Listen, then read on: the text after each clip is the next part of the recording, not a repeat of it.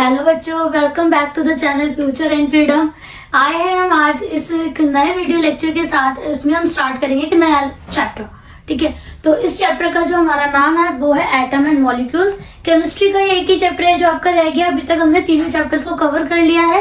Clear. First chapter था हमारा matter around us pure, second था matter in our surrounding, and एक और जो चैप्टर हमने करा वो था हमारा स्ट्रक्चर ऑफ एटम। तो चलिए लास्ट चैप्टर रह गया 9th क्लास का हमारा, इसको भी कवर करते हैं। इसका श्री गणेश करते हैं आज। ठीक है, तो the chapters name is atom and molecules. इस चैप्टर में हम एटम और मॉलिक्यूल्स को डीप डिटेलिंग में पढ़ेंगे। मैंने आपको स्ट्रक्चर ऑफ एटम में एटम के बारे में तो बहुत अच्छे से बता दिया कि एटम क्या है, उसकी स्ट्रक्चर कैसे, उसके अंदर प्रोटॉन न्यूट्रॉन इलेक्ट्रॉन कैसे एग्जिस्ट करते हैं, ये सब। तो स्टार्ट करते हैं कि एटम और मॉलिक्यूल्स से। एटम क्या होता है, मैं एक बार आपको रिमाइंड कराती हूँ। तो छोटा से छोटा पार्टिकल है, जैसे छोटी सी छोटी यूनिट जिससे एक मैटर बना है, वही हमारा क्या होता है, एटम होता है। ठीक है, तो एटम ठीक है, छोटा यूनिट है, ये समझ आ गया, उससे मिलकर मैटर बने, ये समझ जाएगा। बट उसकी कंफर्मेशंस क्या हुई, कैसे पता चला कि हाँ एटम है, उसको कंफर्म कैसे किया गया कि एटम जो है वो सबसे छोटा यूनिट है। हमने बोल तो दिया कि एटम सबसे छोटा पार्ट है, बट ये कैसे कंफर्म करेंगे कि एटम ही सबसे छोटा पार्ट है। तो उसके लिए हमारे पास दो लॉज आए, लॉज ऑफ केमिकल कॉम्बिनेशन। इसमें हमने दो लॉ पढ़ने हैं, law of conservation of mass, law of constant proportion. तो पहला लॉ है आपका law of conservation of mass. Conservation of mass का जो लॉ था वो हमें दिया था एंटोनी लेवियोसर ने 18th सेंचुरी में।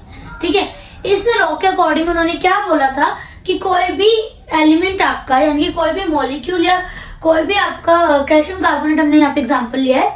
तो जब कैल्शियम कार्बोनेट का जो मास है वो कितना है, 100 ग्राम है। जब ये कोई रिएक्शन करेगा और जो इसका रिजल्ट आएगा तो वो कहता है कि मास जो है कंजर्व रहेगा। ठीक है, मास इनकी सेम रहेगा। तो इसको थोड़ा सा मैं कितना जनरलाइज कर देती हूँ। जो एलिमेंट हमारा रिएक्शन करने वाला है, जो रिएक्शंस होंगे उसको हम बोलते हैं रिएक्टेंट। ठीक है, और जो रिएक्शन करके हमें वो मिल रहा है उसको बोलते हैं प्रोडक्ट, या फिर आप कह दो न्यू सब्सटेंस।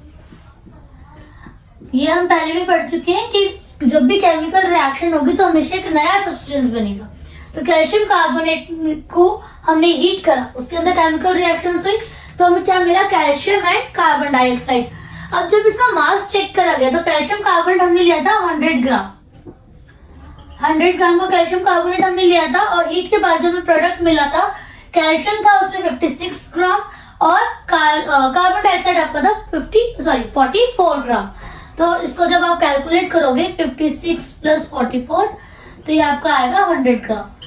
तो जो एंटोनी लेवियोसर थे उन्होंने यही बोला था कि जो एटम है वो कंजर्व है, it can not be created. जिसका मास है एटम का जो मास है वो कंजर्व्ड है, वो जैसा है वैसे ही रहेगा आफ्टर द रिएक्शन भी। अगर पहले 100 ग्राम था तो जो रिएक्शन के बाद नया प्रोडक्ट आएगा उसमें भी उसका मास टोटल करने के बाद आपको 100 ग्राम ही मिलेगा। इसका एक और एक्सपेरिमेंट आप किया गया, तो उसमें क्या था, हमने क्या लिया, कॉनिकल फ्लास्क लिया, उसके अंदर हमने एक सॉल्यूशन डाल दिया बेरियम का। ठीक है, उसके बाद हमने एक थ्रेड से उसमें टेस्ट ट्यूब लटकाई, और उस टेस्ट ट्यूब के अंदर जो सॉल्यूशन था वो तो सोडियम का। फिर हमने उसको वेइंग मशीन पे मेजर करा। ठीक है, ऊपर से ना हमने कॉक लगा दी थी, क्लियर, तो जिससे कि वैसे वो थ्रेड जो है उसके अंदर अटका हुआ था। जब हमने रिएक्शन करना था ना, तो देखो जैसे ये मेरा कोनिकल फ्लास्क है, यहाँ से थ्रेड करके ना ऐसे एक टेस्ट ट्यूब इसमें डाली हुई है।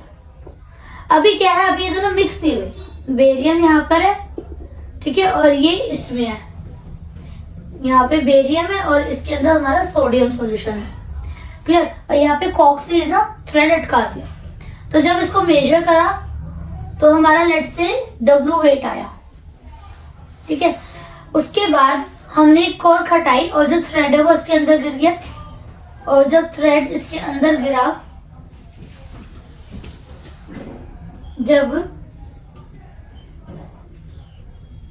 जब थ्रेड इसके अंदर गया तो बेरियम और सोडियम का जो सॉल्यूशन था वो मिक्स हो गया, और जब मिक्स हुआ और तब वेइंग मशीन पे चेक किया गया तो वेट सेम है।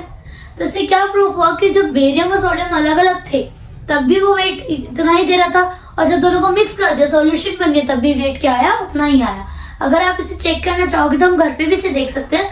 हम पानी ले लेंगे, ठीक है, पानी का जो भी अपने ग्लास में या कप में जो भी पानी लिया उसको वेट कर लेना कितना है। उसके बाद आपने चीनी ली, चीनी को वेट कर लेना कितना है, उसका सॉल्यूशन बना देना और वेट करना कि सॉल्यूशन बनने के बाद वो कितना है। अब आप कहोगे कि मैम इसमें तो फिर बर्तनों का भी वेट आ जाएगा, ऑब्वियस सी बात है आएगा। तब क्या करना ना, पहले पानी का गिलास और चीनी की कटोरी, ठीक है, दोनों को वेट कर लेना कि कितना है। उसके बाद खाली गिलास और खाली कटोरी को वेट कर लेना कितना है। तो भरा जो पानी का गिलास और चीनी थी उसके वेट में से खाली गिलास और चीनी कटोरी का वेट माइनस कर देना, तो हमें सिर्फ पानी और चीनी का वेट आ जाएगा। और जब सॉल्यूशन बनाओगे तो दोबारा से रखना गिलास को और उसमें से दोबारा से उसको माइनस कर देना गिलास का वेट। तो आप देखोगे जो शुगर सॉल्यूशन बना है उसका वेट और वाटर और आपकी चीनी का अलग से जो वेट था दोनों सेम आएगा। तो यही बोला था कि कंजर्वेशन ऑफ मास में कि जो रिएक्टेंट है उसका मास और जो प्रोडक्ट है उसका मास जो है सेम रहेगा। उसके बाद आता है second law of constant proportion. Law of constant proportion जो दिया था वो दिया था जोसेफ पेरिस ने 1779 में, ठीक है। इन्होंने यही बोला था कि कोई भी केमिकल रिएक्शन होने के टाइम पे जो एलिमेंट है हमारा या जो भी हमारा मॉलिक्यूल है, ठीक है, या जो भी एटम आप ले रहे हो वो एटम, ठीक है, उसका जो प्रोपोर्शन है वो आफ्टर द रिएक्शन भी सेम रहेगा। जैसे कि वाटर हमने यहाँ पे एग्जांपल लिया है, वाटर का फॉर्मूला होता है H2O, इसमें हाइड्रोजन का ये मास ले रखा है मैंने, याद रखिएगा।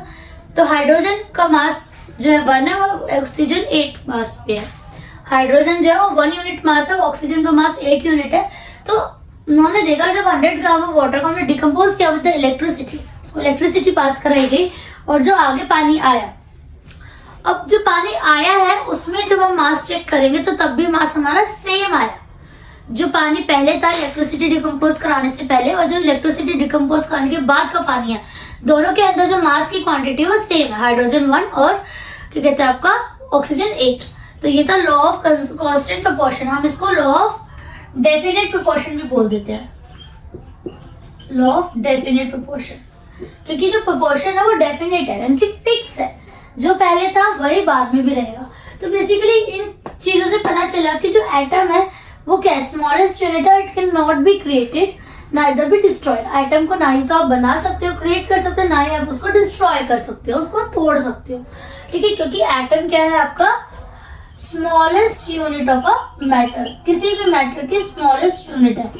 ये हमें डाल्टन ने बताया था, बट हमने बाद में स्ट्रक्चर ऑफ एटम में पढ़ा है कि रदरफोर्ड एक्सपेरिमेंट से और अदर चीजों से हमें पता चला था कि electron, proton and neutron exist करते हैं, but every matter is made up of atom, ठीक है।